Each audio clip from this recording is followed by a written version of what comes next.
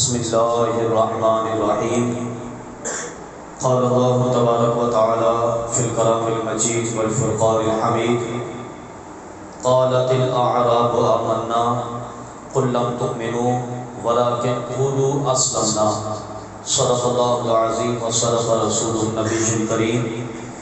إن الله وملائكته يصلون على النبي يا أيها الذين آمنوا صلوا عليه وسلموا تسليما. اللهم صل على سيدنا ومولانا محمد وعلى آل سيدنا ومولانا محمد وبارك وسلم. بے پایہ حمد و ثنا خالق لم یزل اللہ رب العالمین جل جلالہ کی بعد ازاں کروڑوں درود و سلام محسن انسانیت سرور انبیاء تاجدار مدینہ حضور سیدنا آقا علیہ الصلوۃ والسلام کی ذات اقدس پر کہ جن کے وسیلہ جلیلہ سے اللہ رب العالمین نے یہ دین متین عطا فرمایا. الحمدللہ آج یہاں پر محفل درود و سلام کا انعقاد کیا گیا.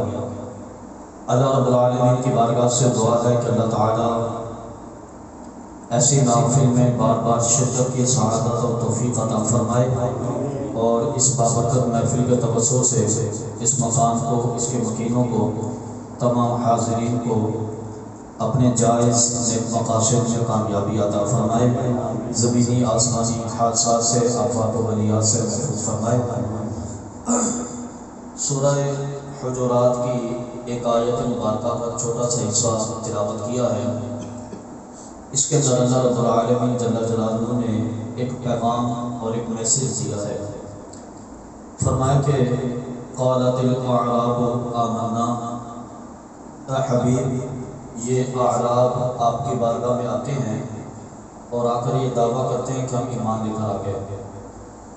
یہ ابتدائی زمانہ میں اعراب یہ جمع ہے اعرابی کی. یہ لفظ ہم عربی میں اکثر احادیث میں پڑھتے ہیں کہ نبی کریم صلی اللہ علیہ وسلم کے پاس ایک اعرابی حاضر ہوا، فلاں نے یہ روایت ذکر کی. تو اعراب اصل میں ان لوگوں کو کہتے تھے جو مدینے کے مضافات میں بستے تھے، یعنی کہ آج کے دور کے حساب سے آپ کہیں کہ جسے دیہاتی کہا جائے. وہ مختلف علاقوں سے نبی کریم صلی اللہ علیہ وسلم کی بارگاہ میں آتے اور آ کر آقا علیہ الصلوۃ والسلام کی ذات پر کلمہ پڑھتے. کلمہ پڑھنے کے بعد حضور کی اقتداء میں نماز ادا ہوتی، قرآن سیکھتے، حدیثیں سیکھتے.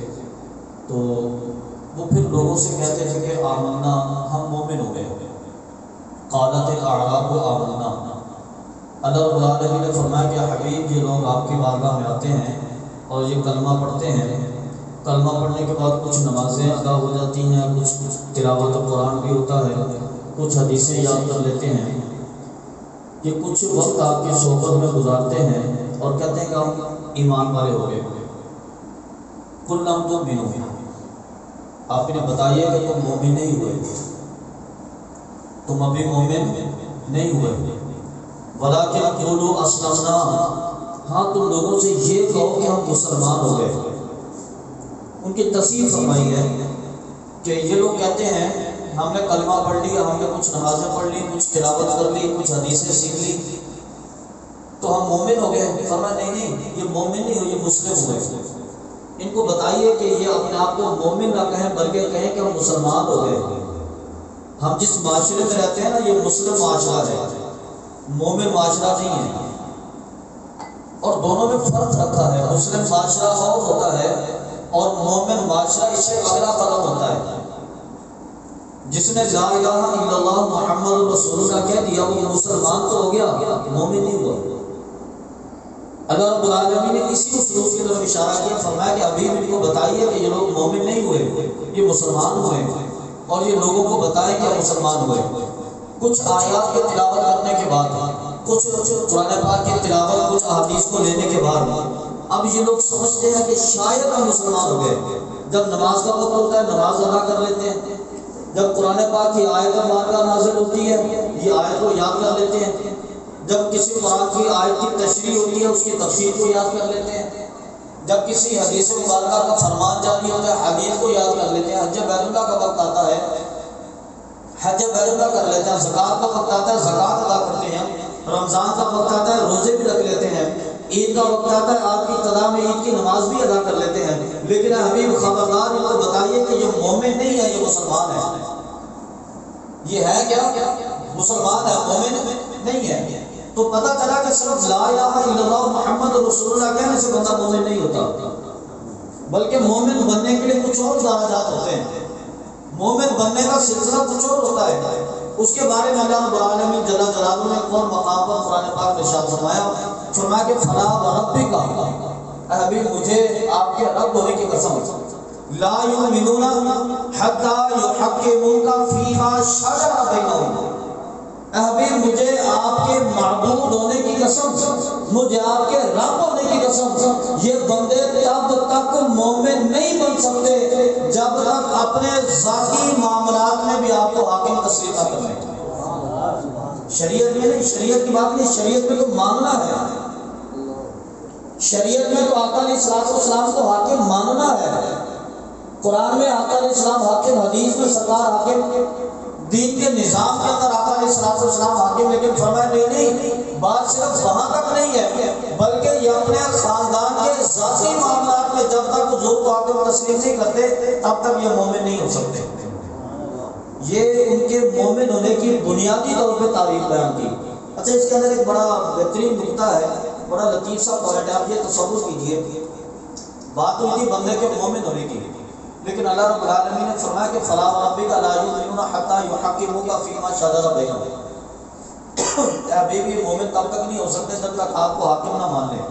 تو گویا کہ بات اللہ کے ذات پر ایمان لانے سے چلی تھی اور آ کر ختم ہوگی سرکار کی نبوت پر، شروع ہوئی تھی اللہ رب العالمین کے معبود ہونے سے، اور بات پہنچی کہاں تک؟ آقا علیہ السلام کی نبوت تک۔ اے رب ذوالجلال، ہم آقا علیہ السلام کو آپ کا نبی مانتے تو ہیں، یہ ہمارا عقیدہ بھی ہے، ہمارے ایمان کا حصہ بھی ہے، لیکن اس سے پہلے ایمان میں رب تو ہونا چاہیے، اللہ کی ذات پر ایمان تو ہونا چاہیے۔ اللہ رب العالمین نے اس کی طرف اشارہ کیا، فرمایا کہ فلا وربک، اے حبیب مجھے تیرے معبود ہونے کی قسم۔ اللہ رب العالمین یہ بھی تو کہہ سکتا تھا کہ مجھے اپنی قسم، یہ بھی کہہ سکتا تھا کہ حبیب مجھے اپنی قسم، لیکن نہیں فرمایا کہ حبیب مجھے تیرا رب ہونے کی قسم۔ گویا کہ اللہ رب العالمین نے بتا دیا کہ حبیب اگر یہ لوگ مجھے رب تسلیم کریں گے تیری بارگاہ میں بیٹھ کر، میں تب بھی ایمان عطا کروں گا، اگر یہ تجھے نہیں مانیں گے تیری بارگاہ میں بیٹھ کر مجھ تک پہنچیں گے نہیں تو میں ان کو تب ایمان بھی عطا نہیں کروں گا۔ یہ لوگ مجھے مانے لیکن تیری بارگاہ سے بیٹھ کر مانے، یہ تیری بارگاہ میں بیٹھ کر مانے کہ آپ اللہ رب العالمین جو ہمارے رب ہے تو میں پھر ان کے ایمان کو مانوں گا۔ اگر یہ آپ کے دامن کو چھوڑ دیں، آپ کی بارگاہ کو چھوڑ دیں، یہ میری بارگاہ میں پڑے رہے، میں ان کو ایمان عطا نہیں کروں گا۔ ایمان کے لیے ضروری ہے کہ حضور کی بارگاہ میں جانا پڑے گا، اسی لیے اللہ رب العالمین نے فرمایا کہ قل هو اللہ احد، حبیب آپ ان سے فرما دیجئے کہ اللہ وحدہ لا شریک ہے۔ حالانکہ اللہ خود بھی کہہ سکتا تھا، لیکن فرمایا کہ نہیں، میری توحید کی ضمانت بھی حضور کی زبان سے ہوگی۔ حضور فرمائیں گے اور پھر تم توحید کی ضمانت دو گے تو اللہ رب العالمین تمہیں موحد تسلیم کرے گا۔ اگر تم توحید آقا کی زبان سے ادا نہیں کرو گے تو اللہ رب العالمین کو جتنا مرضی آپ مانتے رہو تم مسلمان نہیں ہو سکتے، مومن تو دور کی بات ہے۔ حضور کو درمیان سے نکال دیں، آپ کہیں نہیں میں اللہ کو مانتا ہوں لیکن حضور کو نہیں مانتا، آپ سارا دن ساری رات ساری زندگی اللہ کی عبادت کرتے رہیں، آقا علیہ السلام کی بارگاہ سے نکل جائے تو اللہ رب العالمین اسلام بھی عطا نہیں کرے گا، ایمان تو بڑے دور کی بات ہے۔ اس لیے فرمایا کہ قل هو اللہ احد، حبیب آپ ان کو بتائیے کہ اللہ وحدہ لا شریک ہے۔ اس لیے فرمایا کہ فلا وربک، اے حبیب مجھے تیرا رب ہونے کی قسم کہ یہ لوگ تیری بارگاہ سے مجھے تسلیم کریں گے تو میں ان کا رب بنوں گا، اگر یہ تیری بارگاہ سے تسلیم نہیں کریں گے تو کچھ بھی نہیں ہوگا۔ اب دیکھیے پھر نبی کریم صلی اللہ علیہ وسلم نے ایک مقام پر ارشاد فرمایا کہ لا یؤمن احدکم حتی یکون ہواہ تبعا لما جئت بہ، فرمایا کہ تم تب تک مومن نہیں ہو سکتے جب تک تمہاری خواہشات اس چیز کے تابع نہ ہو جائے جو میں لے کر آیا ہوں۔ یعنی کہ تمہاری خواہشات بھی اگر دین کے تابع نہیں ہوتی تو اللہ تبارک و تعالیٰ تمہیں مومن نہیں بنائے گا. مومن بننے کے ضروری ہے کہ اپنی خواہشات کے تابع کر دیا جائے. فرمایا کہ فلا وربک لا یؤمنون حتی یحکموک فیما شجر بینہم. اے حبیب یہ اپنے ذاتی معاملات میں اگر آپ کو حاکم تسلیم کر لیں تو اس کے بعد اللہ تبارک و تعالی ان کے مومن ہونے کی ضمانت عطا فرماتا ہے. اب دیکھیے نبی کریم صلی اللہ علیہ وسلم ہر قسم کی زندگی گزارنے کی سہولیات لے کر تشریف لائے. دین آقا علیہ السلام لے کر، بلکہ اللہ نے فرمایا کہ الیوم اکملت لکم دینکم واتممت علیکم نعمتی، کہ آج کے دن اللہ تبارک و تعالی نے دین کو مکمل کر دیا اور اپنی نعمت کو مکمل کر دیا. اب حضور کے دین لانے کے بعد، حضور کے شریعت لانے کے بعد ایک روایت کے اندر آتا ہے کہ ایک مرتبہ حضرت نبی کریم صلی اللہ علیہ وسلم بیٹھے تھے. حضرت عمر فاروق حضور کی بارگاہ میں تو ایک کتاب انہوں نے اپنے سینے کے ساتھ لگائی ہوئی تھی. حضور کی بارگاہ میں آ کر اس کے کہ حضور یہ تورات ہے. تو آقا علیہ السلام نے کوئی جواب نہیں دیا. حضور نے چہرہ پھیر لیا. روایت کے اندر آتا ہے کہ فاروق اعظم سامنے بیٹھ کر انہوں نے تورات کو پڑھنا شروع کر دیا. تو آقا علیہ السلام کے چہرے پر جلال کے آثار نمودار ہوئے. حضرت ابوبکر صدیق رضی اللہ تعالیٰ عنہ نے فاروق اعظم کو روکا اور فرمایا کہ تم دیکھ نہیں رہے آقا علیہ السلام غضب کی حالت میں ہیں. تو آقا حضرت فاروق اعظم کہتے ہیں کہ نہیں حضور اس میں سے میں تو نصیحت کی باتیں لے رہا ہوں. تو آقا علیہ السلام نے فرمایا کہ خدا کی قسم اگر حضرت موسیٰ آج زندہ ہوتے تو سوائے میرے قرآن کو تسلیم کرنے کے اور کوئی راستہ ان کے پاس نہ ہوتا. تم نزول قرآن کے بعد تورات سے فائدہ لینا چاہتے ہو؟ فرمایا نہیں خبردار، اگر حضرت موسیٰ آج ہوتے اور حضرت موسیٰ کی تورات بھی آج ہوتی، وہ تورات جس کا تذکرہ اللہ نے قرآن میں 18 مرتبہ کیا، 18 مرتبہ اللہ نے تورات کو قرآن میں ذکر کیا اور 113 مرتبہ اللہ تبارک و تعالیٰ نے موسیٰ علیہ السلام کا تذکرہ قرآن پاک میں کیا. آقا علیہ السلام فرماتے ہیں کہ خبردار اگر آج موسیٰ بھی ہوتے تو حضرت موسیٰ کی تورات بھی ہوتی تو حضرت موسیٰ کو سوائے قرآن کے تسلیم کرنے کا کوئی راستہ موجود نہ ہوتا. نعرہ تکبیر، نعرہ رسالت. جس تورات کا ذکر 18 مرتبہ قرآن کے اندر ہوا ہو، قرآن کے نزول کے بعد وہ تورات تمہیں فائدہ نہیں دے سکتی، تمہیں قرآن ہی فائدہ دے گا. اچھا لوگ آج کے دور میں پوچھتے ہیں کہ حضرت ہم اگر فلانا ڈرامہ دیکھ لیں اور وہ نصیحت پر مبنی ہو تو فائدہ ہو جائے گا؟ فائدے کے لیے دیکھ رہے ہیں، مثلا ڈرامہ دیکھنا مقصود نہیں تھا. مقصد ہمارا کیا؟ فائدہ لینا. فلانی فلم دیکھ لیتے ہیں نا، مووی دیکھ لیتے ہیں، وہ بڑے اس کے اوپر بنی ہوئی ہے، اصلاح کے اوپر بنی ہوئی ہے. تو میں کہتا ہوں کہ جس بندے کو اصلاح قرآن سے نصیب نہیں ہوئی فلم سے ملے گی اس کو. جس بندے کو اصلاح آقا علیہ السلام کی سیرت سے نہیں ملی اسے ڈرامے کے چند کرداروں سے اصلاح ملے گی. ذرا سوچے تھوڑی سی، تصور کو کریں ہم کس سمت جا رہے ہیں. اپنے ذہن کا علاج تو کیجیے. ہم کہتے ہیں کہ ڈرامے سے نصیحت ملے گی. آقا علیہ السلام کی 40 سالہ زندگی آپ کے اعلان نبوت سے پہلے کہ آپ کے سامنے موجود ہے اور 23 سالہ زندگی اعلان نبوت کے بعد کی موجود ہے. حضور کی 63 سالہ زندگی نے اگر بندے کو نصیحت نہیں دی تو یہ چند قسطوں پر مبنی ڈرامہ بندے کو ہدایت دے گا. یہ چند گھنٹوں پر مبنی فلم انسان کو ہدایت دے گی. یعنی ہدایت فرمایا کہ قرآن کے نزول کے بعد ہدایت کو تورات سے بھی نہیں لے سکتے. اور صرف تم نہیں، فرمایا کہ وہ نبی جس پر تورات کو نازل کیا حضرت موسیٰ بھی ہوتے تو وہ قرآن کی طرف رجوع کر کے تورات کی طرف نہ جاتے. اور پھر وہ آئین جو انگریز پارلیمنٹ کو دے کر ہم نے بنایا ہوا وہ بتائیے اس آئین پر عمل کرنا کہاں تک درست ہوگا؟ ہم آج کے دور میں نعرے بلند کر رہے ہیں کہ جناب آئین کو پامالی سے بچایا جائے. جس آئین کی بنیاد ہی غلط رکھی گئی ہے، جس آئین کی بنیاد ہی غلط رکھی گئی ہے، ہم اسے بچانے کی کوشش کر رہے ہیں، ہم اس کی اصلاح کی کوشش کر رہے ہیں. اس کی بنیاد کو ختم کرنا ہوگا، اس کے ڈھانچے کو گرانا ہوگا. اگر آپ اصلاح چاہتے ہیں تو آپ کو نظام مصطفیٰ کی طرف جانا ہوگا. اگر آپ اصلاح چاہتے ہیں تو آپ کو حضور کے نظام کی طرف جانا ہوگا. خدا کی قسم سارے زمانے کے نظام مل جائیں تمہیں ہدایت نہیں دے سکتے. تم رسول اللہ کی سیرت پر چلنا شروع ہو جاؤ، پورا زمانہ تمہیں بگاڑ نہیں سکتا. نظام حضور کا چلے گا، ہدایت تمہیں کب میسر ہوگی. وہ نظام جو انگریزوں نے بنا لیا اور ہم نے اپنے پاس رکھ لیا، وہ نظام جو انگریزوں نے بنا. اچھا میں نے نا مسجد میں کچھ عرصہ پہلے تقریر کی تھی ایک مرتبہ، بلکہ شاید یہیں کسی پروگرام میں تقریر کی تھی، اور اس میں میں نے یہ ذکر کیا تھا کہ ہم کسی آفس میں جاتے ہیں نا دفتر کے اندر، تو ہم جاتے ہی جناب ہاتھ کھڑا کر دیتے ہیں اسے سلام کرنے کے لیے، حالانکہ آداب ملاقات کے اندر یہ طے کیا گیا ہے کہ سلام کرنے کا سلام ہم کریں گے، مصافحہ کرنے کا فیصلہ میزبان کرے گا.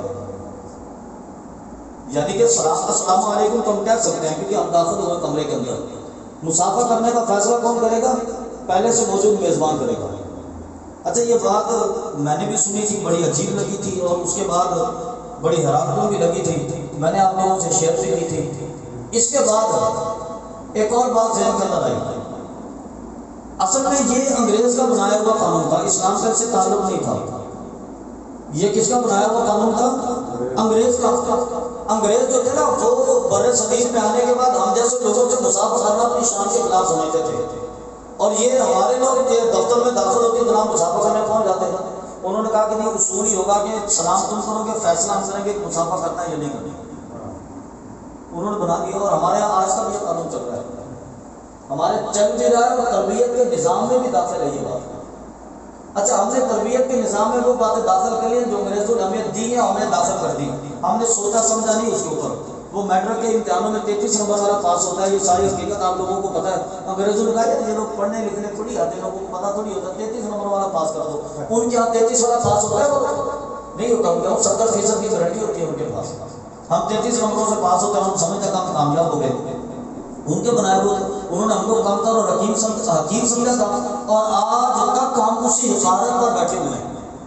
ہم نے اپنا اسٹیٹس بنا کے کیا ہی نہیں. ہم 40 نمبر پہ 50 نمبر پہ 60 نمبر پہ 70 نمبر پہ گئے ہی ہے، کیونکہ ہمارا اسٹیٹس انہوں نے طے کر دیا تھا. تو جب ہم نے ان کی غلامی کو تسلیم کر لیا، ان کے آئین کو اپنے گلے میں لٹکا لیا، تو فیصلے وہ کریں گے کہ ہمارے اندر کتنی عزت ہوگی اور کتنی ذلت ہوگی. آپ اندازہ فرمائیں کہ نزول قرآن کے بعد انسان تورات سے بھی ہدایت نہیں لے سکتا تو انگریزوں کے بنائے ہوئے قانون سے لے سکتا ہے؟ وہ تو آپ کو ظلم اور زیادتی پر مبنی قانون دیں گے نا، وہاں پر انصاف تو نہیں ہوگا. تو اس لیے اگر آپ معاشرے کے اندر انصاف چاہتے ہیں، معاشرے کے اندر کامیابی چاہتے ہیں، تو اسلام کے نظام کو اپنا لیجیے. جب تک اسلام کا نظام نہیں ہوگا آپ یقین مانیے آپ کامیاب نہیں ہوں گے. اچھا آج وہ انگریز ہم سے جہاد کی آیتیں ہمارے اسباب میں سے نکالتے چلے جا رہے ہیں، اور ہم بھی نکالتے چلے جا رہے ہیں. وہ ہمیں بتاتے ہیں یہ دہشت گردی ہوتی ہے. اچھا ہم نے بھی دہشت گردی کے نام پر ان چیزوں کو نکال دیا. امریکہ نے حملہ کیا، افغانستان کا بیڑا غرق کر دیا، شام کو تباہ و برباد کر دیا، عراق کو تباہ و برباد کر دیا. فلسطین کے نام پر ان کی آنکھیں نہیں کھلتی، کشمیر کے نام پر آنکھیں نہیں کھلتی. اچھا وہاں پہ دہشت گردی نہیں ہوتی.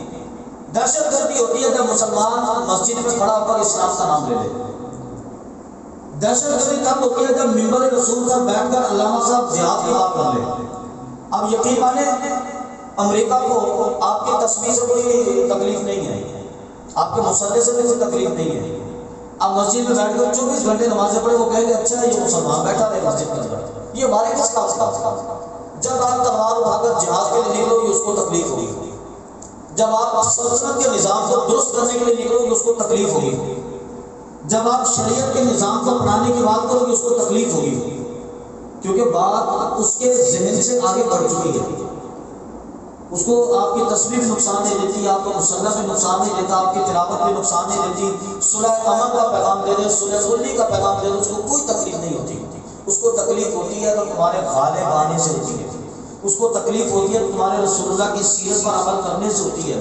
اس کو تکلیف ہوتی ہے تو تمہارے نبی کریم صلی اللہ علیہ وسلم کی محبت سے ہوتی ہے. اس کے علاوہ اس کو کسی چیز سے تکلیف نہیں ہوتی، کچھ بھی نہیں ہوتا انگریز کو. ہم اگر سمجھتے ہیں نا کہ ہم مسجد میں بیٹھ کر تسبیحاں گھما گھما کے انگریز کو شکست دے دیں گے، اب یقین مانے آپ شکست نہیں دے سکتے، کچھ بھی نہیں کر سکتے اس کا. اچھا آج کے دور میں وہ ہم سے جہاد کی آیتیں نکلوا رہے ہیں اور ہم نکالتے چلے جا رہے ہیں. ہم سمجھتے ہیں کہ شاید ہمیں ان کی بات کو مان کے ہم ترقی کر جائیں گے، ایسا کچھ بھی نہیں ہوگا. اور ویسے بھی آپ جو آج کا دور چل رہا ہے نا، اب میرے خیال میں تو تلوار کے ساتھ جہاد کرنا یا بندوق کے ساتھ لڑائی کرنا یہ کسی کے پاس وقت نہیں ہے، بلکہ اب تو ایٹم بم مارنے کا، میزائل مارنے کا وقت بھی نہیں ہے. اب جنگ جو چل رہی ہے وہ سوشل میڈیا پر چل رہی ہے. اب جنگ جو چل رہی ہے وہ آپ کی معیشت پر چل رہی ہے. اب جنگ جو چل رہی ہے آپ کی بزنس، آپ کی تجارت پر چل رہی ہے. اب دیکھیں کہ سوئی بنانے سے لے کر جہاز بنانے تک سارے فارمولے جو وہاں سے آتے ہیں اور وہی ہمیں بنا کر دیتے ہیں. ہمارا ایک انٹرنیٹ کا سسٹم آپ دیکھ لیجیے، انٹرنیٹ ان سے ہمیں ملتا ہے اور ہمارے پاکستان کا آدھے سے زیادہ نظام انٹرنیٹ پر مبنی ہے. اگر وہ آج ہماری تار کو کاٹ دیں ہم بالکل ڈیمیج ہو کے بیٹھ جائیں گے دوسرے دن, ہم کچھ بھی نہیں کر سکتے. ہمارے بینک جام ہو جائیں گے, ہمارے بزنس جام ہو جائیں گے, ہمارے کاروباری ادارے تباہ ہو جائیں گے, سب کچھ ختم ہو جائے گا. اس لیے کہ ہم اس فیلڈ کے اندر خود مختار نہیں ہیں, ہم میزائل بنانے میں خود مختار نہیں ہیں, ہم اپنے ایٹمی اسلحہ بنانے میں خود مختار نہیں ہیں, ہم دوسری چیزیں بنانے میں خود مختار نہیں. سب فیصلے وہاں سے ہوتے ہیں. تو ہمارا جو نوجوان طبقہ ہے آج کا, اس کو بڑی تربیت کے ساتھ اور بڑے پروگرام کے ساتھ کتاب سے دور کر دیا گیا. ابھی سوشل میڈیا پر گزشتہ دنوں میں ایک تصویر سامنے سے گزری, وہ فرعون کے جو وہ ہے نا مقبرہ, اس کی لاش جو ہے وہ رکھی ہوئی ہے تابوت کے اندر, مصر میں جو ممی کر کے انہوں نے رکھا ہوا مود شدہ, اور کچھ نوجوان اس کے سامنے کھڑے اور ہاتھ اٹھا کے ایسے کھڑے. بڑا تعجب ہوا مجھے اس تصویر کو دیکھنے کے بعد کہ ہمارے لوگ یہاں تک پہنچ گئے, تو نہیں پتا کہ فرعون کی لاش پر جا کر نصیحت حاصل کریں یا فاتحہ پڑھنی ہے. فرعون کی لاش پر جا کر ہم نے فاتحہ پڑھی ہے, نصیحت پڑھنی ہے, کیا کرنا ہے ہم نے وہاں پر؟ وہ فاتحہ پڑھ رہے کھڑے ہو کر, جیسے ساری حاجات پوری ہو جائیں گی, ساری خواہشات پوری ہو جائیں گی, بندہ رب کو راضی کر لے گا, وہاں پر کھڑے ہو کر اللہ کا غضب نازل ہوا اس بندے پر. فَالْيَوْمَ نُنَجِّيكَ بِبَدَنِكَ لِتَكُونَ لِمَنْ خَلْفَكَ آیَةً, فرمایا کہ آج تیرے بدن کو تیری روح سے نجات دیں گے, تجھے لوگوں کے لیے عبرت کی نشانی بنا دیں گے. ہم عبرت پڑھنے کے لیے ماں کو کھڑے ہو کر دعائیں مانگ رہے ہیں. ہماری نوجوان نسل کو بڑی پلاننگ کے ساتھ کتاب سے دور کر دیا گیا. ہم اپنی تاریخ سے واقف نہیں ہیں, ہم اپنی تاریخ سے واقف نہیں ہیں, 1965 سے واقف نہیں ہیں, 1971 سے واقف نہیں ہیں, 1947 میں پاکستان کیسے آزاد ہوا اس سے واقف نہیں ہیں, قادیانی کی تحریک کیسے تھے کہ ہم اس تحریک سے واقف نہیں ہیں, اس کے اختتام کیسے ہوئے اس کے اختتام سے واقف نہیں ہیں, ہم اپنے کسی پروگرام سے واقف نہیں ہیں. بلکہ اب تو ہمارے پاس نیوز چینل دیکھنے کا بھی ٹائم نہیں ہوتا, فیس بک پر خبر آتے ہیں, ہم عبادت سبق کرا کے شیئر کر دیتے ہیں. تو آپ اندازہ سنائیں کہ ہماری نوجوان نسل کو پلاننگ کے ساتھ کس پر سے لے کر گئے, اور ہم آج اپنے اپنے لیڈر کے نام پہ لڑ رہے ہیں. ناموس رسالت پر کسی کی آواز تک نہیں نکلتی, ناموس رسالت پر کسی کی زبان سے نعرہ بلند نہیں ہوتا, اور ہم اپنے لیڈر کے لیے لڑ رہے ہیں. وہ لیڈر کہ جب وہ گرفتار ہوتا ہے آدھے پاکستان کو آگ لگا دیتے ہیں. اس لیڈر کی گرفتاری پر ہمیں غیرت آتی ہے, لیکن غیرت ذرا دیر سے آتی ہے. ہم نے گھر میں بیٹھے ہوئے اپنے چینل پر خبر سنی ہمارا لیڈر گرفتار ہو گیا, ہم باقاعدہ قمیض پہن باہر نکلتے ہیں, چرنگی میں جاتے ہیں, کسی کا موٹر سائیکل چھین اس کو آگ لگا دیتے ہیں, کسی کی گاڑی چھین اس کو آگ لگا دیتے ہیں, کسی سرکاری عمارت کو دیکھ کر اس کو آگ لگا دیتے ہیں. ہو سکتا ہے کسی کو یہ بات معیوب لگے, لیکن چونکہ واقعہ قریب میں یہ ہوا ہے تو میں اس کی بات کر رہا ہوں. ہر پارٹی کے دور میں ایسا ہوا نا, ہر پارٹی کے دور میں ایسا ہوا, کسی لیڈر کو قتل کر دیا کہ ہم نے سرکاری عملہ کو نقصان دے دیا. یہ غیرت ہمیں گھر میں بیٹھے کیوں نہیں آتے؟ یہ غیرت 15 منٹ بعد کیوں آتی ہے, آدھے گھنٹے بعد کیوں آتی ہے؟ یہ غیرت گھر میں بیٹھے آئی ہوتی. جیسے ہی ہمیں اپنے لیڈر گرفتار ہونے کی خبر ملی تھی, ہم فوراً اپنے ٹی وی کو توڑ دیتے, ہم فوراً اپنی فریج کو آگ لگا دیتے, ہم فوراً اپنے کمرے کو جلا دیتے, ہم فوراً اپنے فرنیچر کو جلا دیتے. اس کے بعد باہر نکلتے, باہر کے لیے اپنی موٹر سائیکل کو آگ لگا دیتے. پھر ہم چرنگی میں جاتے, جا کر لوگوں کی گاڑی کو آگ لگاتے. ہمیں پتہ چلتا کہ لیڈر کی گرفتاری پر ہمیں غیرت آئی ہے. جناب اپنے گھر کے ٹین کو کیوں نہیں توڑا, اپنے گھر کے بیڈ کو آگ کیوں نہیں لگائی آپ نے, اپنے موٹر سائیکل کو آگ کیوں لگائی؟ یہ باپ کے پاس سے لیا ہوا ہے اور وہ ہمارے باپ کے پاس سے لیا ہوا ہے. ہمیں غیرت آتی ہے, اس انداز میں جا کر آتی ہے. ہمیں ایم ایم عالم کا نہیں پتا, ہمیں ایم ایم عالم کے جہاز کا نہیں پتا, وہ ہمارا قومی نشان, ہم نے اس کو آگ لگا دی. اور ہم جو ہے وہ جو وہ سکھ کا جو بنا ہوا تھا وہاں پر لاہور کے اندر, اس کو ہم نے قومی ہیرو قرار دے دیا. یہ گزشتہ گزار کے اندر ہوا ہے نا, وہ سکھ مجسمہ بنا ہوا تھا, وہ سکھ سے اس کو ہم نے قومی ہیرو قرار دے دیا. یہ تو ہماری تعلیم و تربیت کا معاملہ ہے. تو بہرحال باتیں تو بڑے تلخ ہیں, آگے چلتی جائیں گے, لیکن اللہ رب العالمین نے فرمایا کہ فلا وربک لا یؤمنون حتی یحکموک فیما شجر بینہم. میرے سارے مسلمان ہیں, مومن کوئی نہیں ہے. مومن بننے کے لیے ضروری ہے کہ یہ لوگ قرآن کو بھی مانیں, حدیث کو بھی مانیں, اپنے ذاتی معاملات کے اندر آپ کو حاکم تسلیم کریں. اور اس کے بعد بات ختم نہیں ہوگی, بلکہ فرمایا کہ حرج مما قضیت, آپ کوئی فیصلہ کر دیں تو ان کے دل میں ہلکا سا ٹیڑھا پن بھی نہ آئے, ان کے ایمان کی علامت ہے. اور فرمایا کہ یہ مومن تب ہوں گے جب اپنی خواہشات کو حضور کے دین کے تابع کر لیں گے. حضور کے دین کے تابع خواہشات نہیں ہوں گی تو تم ایماندار ہو ہی نہیں سکتے. آج کے دور میں ہمیں ضرورت ہے کہ ہم اپنے آپ کو ایماندار بنائیں. جو ایک چیز ہمیں مل جاتی ہے نا ساری زندگی اسی کو گزار کر لیں، ایسا نہیں ہونا چاہیے. لا الہ الا اللہ محمد رسول اللہ میں وراثت میں مل گیا تو ساری زندگی مسلمان ہی رہنا. ہم نے مومن کبھی نہیں بننا. وہ آگے بڑھ گیا نا جناب. ہم 1 لاکھ کو 2 لاکھ کرنے کی تیاری میں ہوتے ہیں، 1 پلاٹ کو 2 پلاٹ کرنے کی تیاری میں ہوتے ہیں. ہمارے اندر جستجو ہے نا آگے بڑھنے کی. دین میں آگے کیوں نہیں بڑھتے؟ آج فیصلہ کیجیے، یہیں پر بیٹھے فیصلہ کیجیے کہ جہاں تک میری طاقت ہوگی میں اپنی ذات پر آقا علیہ السلام کے دین کو نافذ کروں گا. جہاں تک میری طاقت ہوگی میں اپنے گھر میں اپنے دین کو نافذ کروں گا. میں اپنی سوسائٹی پر اپنے دین کو نافذ کروں گا. جہاں میری حاکمیت ہوگی میں اپنے معاشرے پر اپنے دین کو نافذ کروں گا. آقا علیہ السلام سے فرمایا کہ کلکم راع و کلکم مسئول عن رعیتہ. فرمایا کہ تم میں سے ہر بندہ حاکم ہے اور ہر بندے سے اس کی حاکمیت کے بارے میں سوال ہوگا. کل بروز قیامت تم سے پوچھا جائے گا کہ اللہ تعالیٰ نے تیرے ذمہ بیوی کو رکھا تھا، تیرے ذمہ بیٹیوں کو اور اولاد کو رکھا تھا، بتا تو نے اسلام کے راستے پر چلایا ان کو؟ بیٹی بغیر پردے کے باہر نکلتی تھی، کبھی پوچھا اس سے تجھے؟ بیٹی اسلام کی مخالفت کرتے ناچ گانے میں پڑتی تھی، کبھی پوچھا تجھے اس سے؟ بیٹا شریعت کی مخالفت کرتا تھا، کبھی پوچھا تجھے اس سے؟ تمہارے گھر کے اندر دین کی مخالفت ہوتی ہے، کبھی پوچھا تجھے اس سے؟ تمہارے معاشرے میں سوسائٹی میں دین کی مخالفت ہوتی نہیں، کبھی پوچھا تجھے اس سے؟ آقا علیہ السلام سے فرمایا کہ کلکم راع میں ساتھ بندہ ذمہ دار ہے اور ہر بندے سے سوال ہوگا. تمہیں بتانا پڑے گا کل بروز قیامت آقا علیہ السلام کی بارگاہ میں، اللہ کی بارگاہ میں جواب دینا پڑے گا کہ ہم نے کہاں تک دین کا ساتھ دیا تھا. ہمارا کام ہے بتا دینا، جیسے کہتے ہیں نا وما علینا الا البلاغ المبین. بھی ہم نے تو کل پہنچا دیا، لیکن آپ عہد کریں کہ ہم حضور کے دین پر عمل کریں گے، ہم اپنے آپ کو بدلیں گے، حضور کے دین کے لیے اپنے آپ کو بدلیں گے، حضور کی سیرت کے لیے اپنے آپ کو بدلیں گے. اللہ رب العالمین کی بارگاہ سے دعا ہے کہ اللہ صراط مستقیم پر استقامت عطا فرمائے.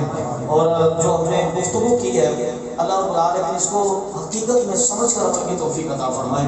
آمین.